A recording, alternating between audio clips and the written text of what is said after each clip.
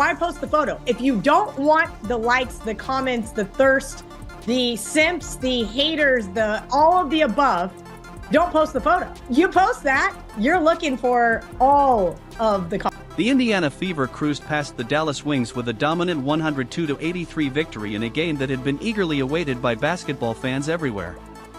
This marked the very first time Caitlin Clark and Paige Bueckers would face each other as WNBA professionals, finally bringing their iconic rivalry to the biggest stage in women's basketball.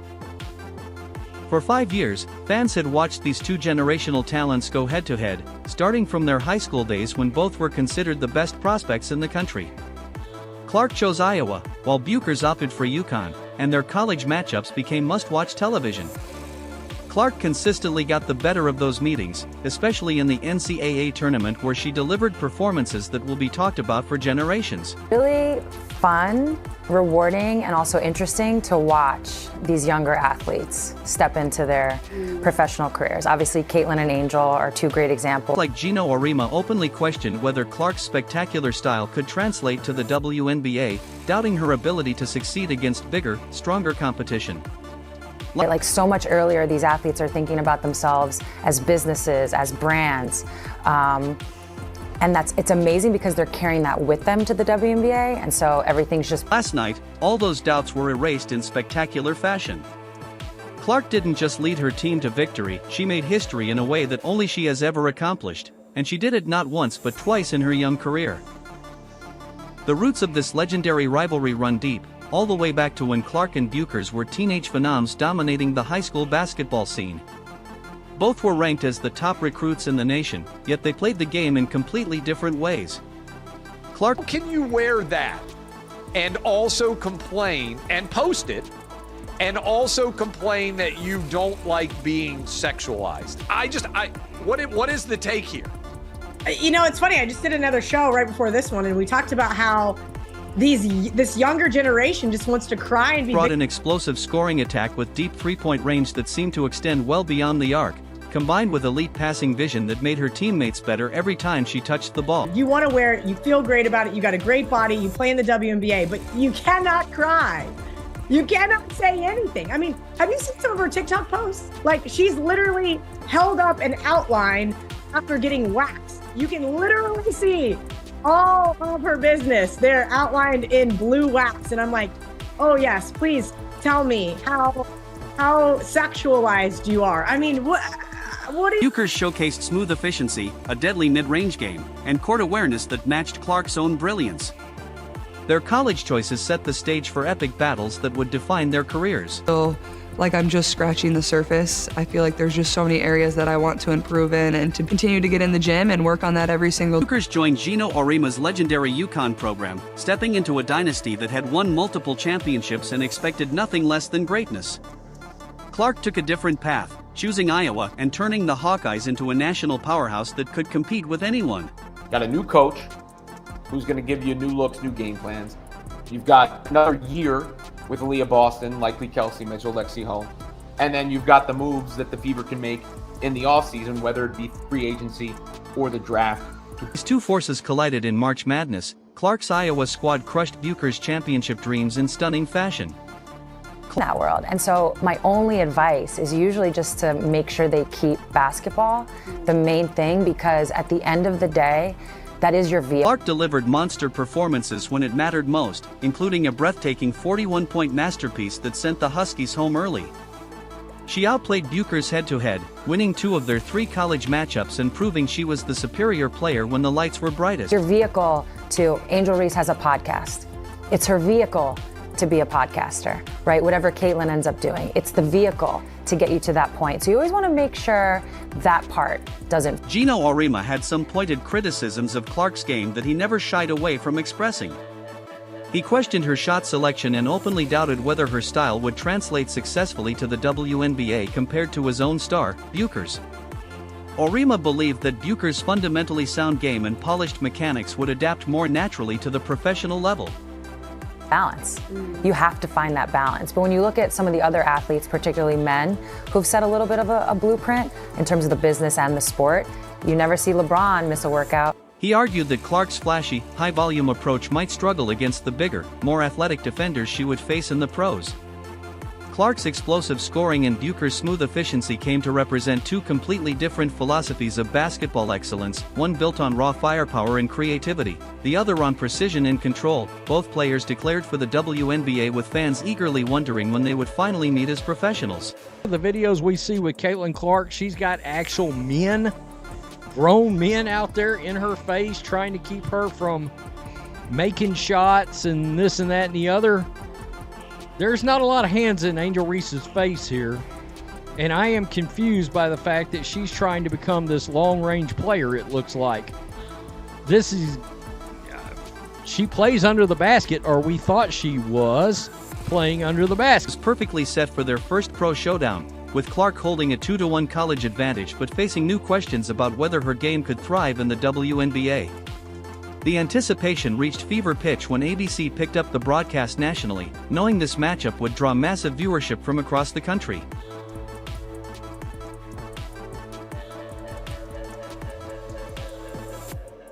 But here's where things get really interesting.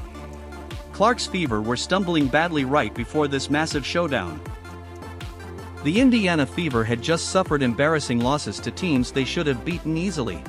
She's a rookie in the league whose team sucked, who asked out at the end of the season with an injury, who won't shut up about herself, who ran their best player out of town. The coach got fired, and she started a podcast 5 seconds into the thing, creating all this controversy, showing up. The LA Sparks and Golden State Valkyries handed them defeats that left fans scratching their heads in disbelief.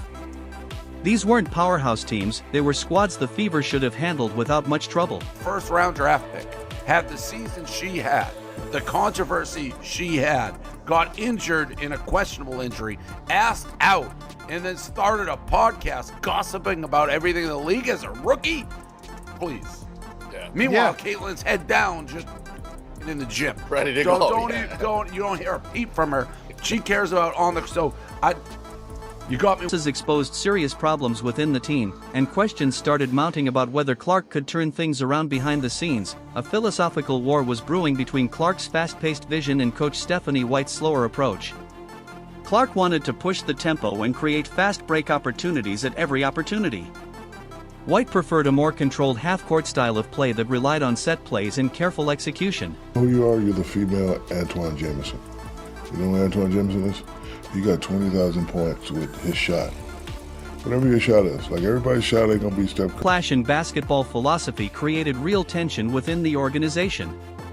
Clark thrived on transition basketball, but White's system didn't allow for that explosive style she had perfected in college. The exact moment when Clark and White had their heated sideline exchange during the Atlanta Dream game became a turning point. He was literally the most inefficient player within 5 foot in all of the WNBA. Any which way you put it, she shot bad from the field. All right, she's 6'3" and she plays under the basket, and she shot 39.1% from the. Caught every word of their intense discussion, and the visible disagreement between them revealed just how deep their conflict really ran. Lineup inconsistencies made everything worse. Clark was returning from injury and trying to find her rhythm again. Dyra Stantis was back from playing with her national team. Here and try to, play basketball in a way that people love watching, in a way that is going to make my team successful, and the records and whatever, or the stats, that's just what These changes disrupted their chemistry completely. The team struggled to establish consistent rotations and offensive flow, with players still figuring out their roles. The offensive mishaps were painful to watch. Missed shots piled up game after game, turnovers killed promising possessions, and the fast break magic that Clark thrived on was completely absent. You guys saw this workout. This workout has gotten a lot of people excited for Caitlin Clark because she is directly working on her weaknesses, which I think is a good look, honestly. I think that's a really, really good look for her because, again, we're seeing somebody working on their weaknesses and not the glamorous weaknesses. As Clark herself admitted, the team couldn't string together good performances. They would play well one game, then terribly the next. Clark's shooting struggles became a major concern during this stretch, but she remained confident, saying she would never stop shooting and comparing her situation. The Dallas game became the ultimate test. Would White finally unleash Clark's preferred style? Or would the philosophical divide continue to hold back the team's potential?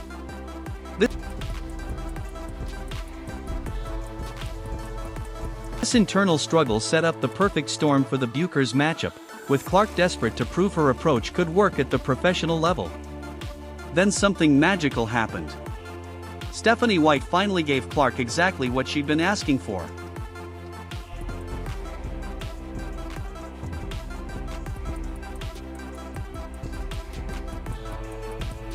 Against Dallas, White made a crucial decision to let Clark control the tempo and run the offense her way.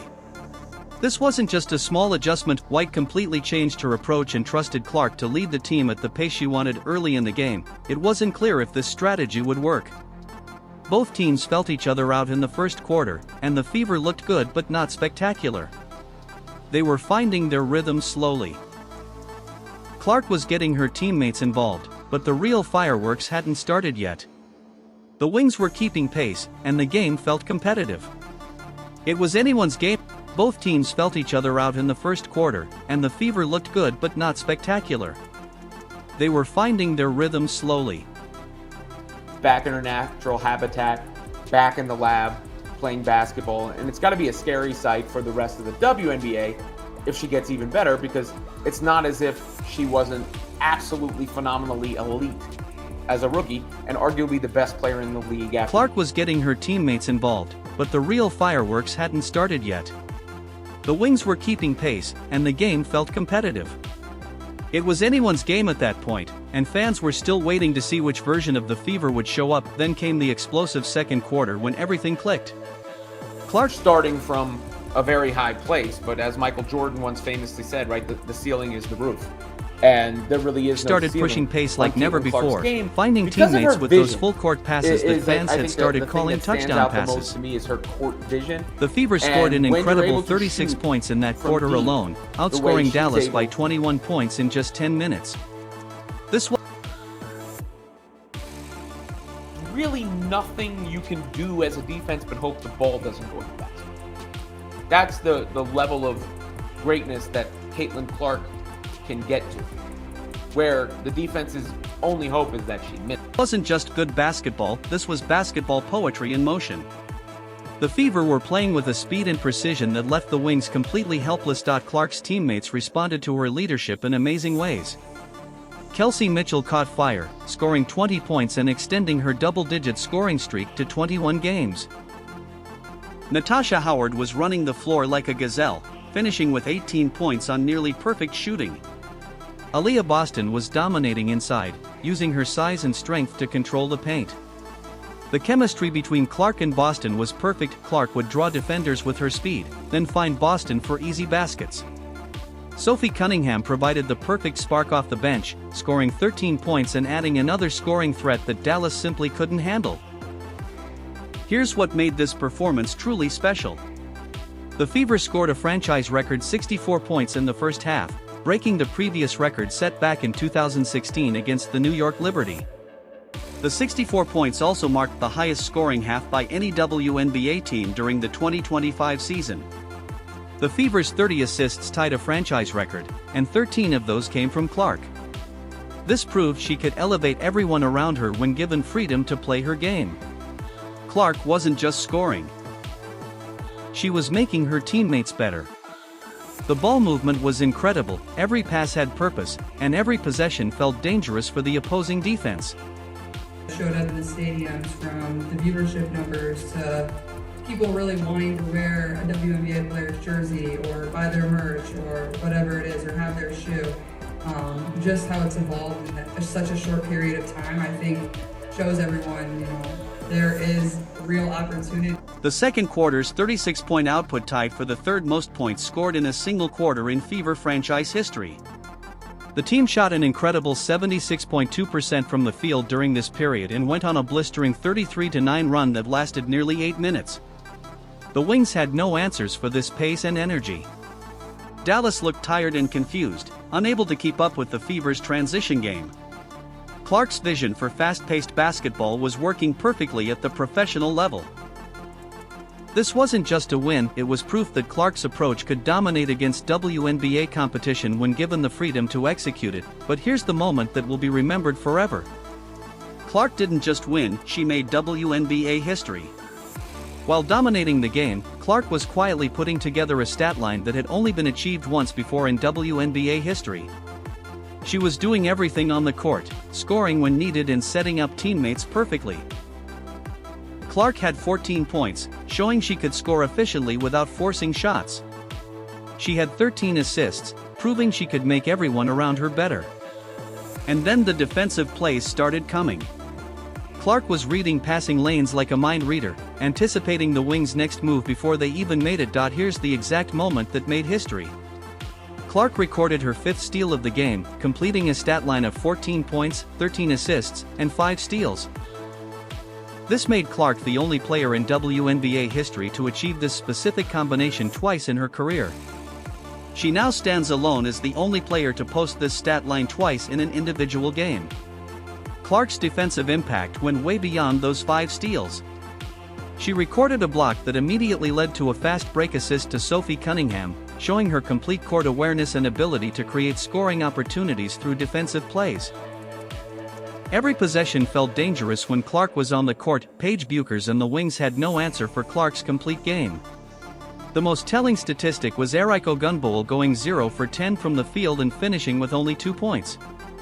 Ogunbowale is supposed to be one of the Wings' best players, but Clark's defensive pressure and the Fever's team defense made her completely ineffective. The Wings' strategy of being physical with Clark backfired completely. They resorted to grabbing her off the ball and not switching screens, but Clark used their aggression to find open teammates and drive to the basket. Every time they tried to slow her down physically, she found a way to make them pay. The final score of 102-83 told the whole story. Clark had answered every critic and silenced every doubter. And can get out and watch the W or watch the college game or whatever it is, the better it's going to be for the future. The prophecy is now complete. Clark has proven she belongs among the WNBA's elite while making history only she can claim. This blowout victory over Bueckers and the Wings shows the Fever's true potential when Clark is unleashed to play her style of basketball. The franchise records fell, the individual achievements piled up, and most importantly, the team chemistry finally clicked when White trusted Clark's vision. With the second half of 2025 approaching and this rivalry just beginning its professional chapter, basketball fans have every reason to be excited for what comes next. The Fever face challenging road games against Connecticut and New York ahead. If you're excited about the Fever now that Clark is back, drop CC Record Breaker in the comments. Like, subscribe, and turn on notifications so you never miss out. We'll see you in the next one.